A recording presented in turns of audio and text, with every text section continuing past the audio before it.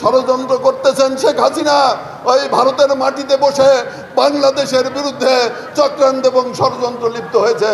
কাজে আজকে এই ৪৭তম প্রতিষ্ঠাবার্ষিকীতে আমাদের শপথ নিতে হবে যে কোনো চক্রান্ত এবং ষড়যন্ত্রের বিরুদ্ধে বাংলাদেশ জাতীয়তাবাদী দলের কর্মী এবং সমর্থকরা রুখে দাঁড়িয়ে ষড়যন্ত্র নস্যাৎ করে দিয়ে বাংলাদেশের স্বাধীনতার পতাকা, বাংলাদেশের সার্বভৌমত্বকে অটুট রাখবে। এই দেশকে আমরা একটি শক্তিশালী রাষ্ট্র হিসাবে বিশ্বের বুকে প্রতিষ্ঠা করবই ইনশাআল্লাহ। তাদের ওই ষড়যন্ত্রকারীদের স্থান আর বাংলাদেশে হবে না, বাংলাদেশে করতে দেওয়া যাবে না। তার জন্য আপনারা ঐক্যবদ্ধ থাকবেন তো ভাইরা? প্রিয় বন্ধুগণ, চক্রান্ত কিন্তু থেমে নাই। দেশের ভিতরে এবং বাইরে চক্রান্ত চলছে, ষড়যন্ত্র চলছে।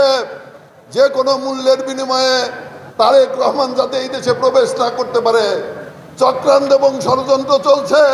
বাংলাদেশে যাতে কোনো নির্বাচন না হয়, চক্রান্ত এবং ষড়যন্ত্র চলছে স্বাধীনতা এবং সার্বভৌমত্বের বিরুদ্ধে।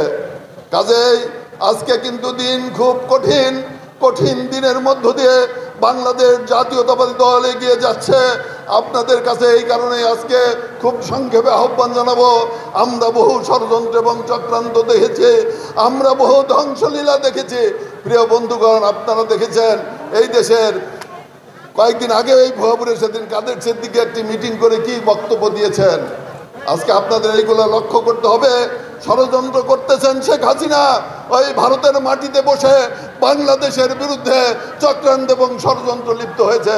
কাজে আজকে এই ৪৭তম প্রতিষ্ঠাবার্ষিকীতে আমাদের শপথ নিতে হবে যে কোনো চক্রান্ত এবং ষড়যন্ত্রের বিরুদ্ধে বাংলাদেশ জাতীয়তাবাদী দলের কর্মী এবং সমর্থকরা রুখে দাঁড়িয়ে ষড়যন্ত্র নস্যাৎ করে দিয়ে বাংলাদেশের স্বাধীনতার পতাকা, বাংলাদেশের সার্বভৌমত্বকে অটুট রাখবে।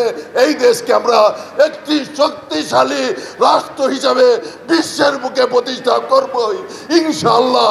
তাদের ওই ষড়যন্ত্রকারীদের স্থান আর বাংলাদেশে হবে না, বাংলাদেশে করতে দেওয়া যাবে না। তার জন্য আপনারা ঐক্যবদ্ধ থাকবেন তো ভাইরা? এই আহ্বান জানিয়ে ভুয়াপুরের জনগণকে আগামী দিনে ঐক্যবদ্ধ থাকার আবেদন জানিয়ে আসুন আমরা ছাত্র, যুবক, শ্রমিক ভাইরা, মহিলা ভাইরা, সমাজতান্ত্রিক কামার কুমার সকলেই ঐক্যবদ্ধভাবে বাংলাদেশ গড়ে তুলি, বিএনপিকে গড়ে তুলি এবং আগামী দিনের সমস্ত ষড়যন্ত্র মোকাবেলা করি। সকলকে ধন্যবাদ। বাংলাদেশ জিন্দাবাদ। শহীদ জি অমর হোক। খালেদা জিয়া জিন্দাবাদ। তারেক রহমান জিন্দাবাদ।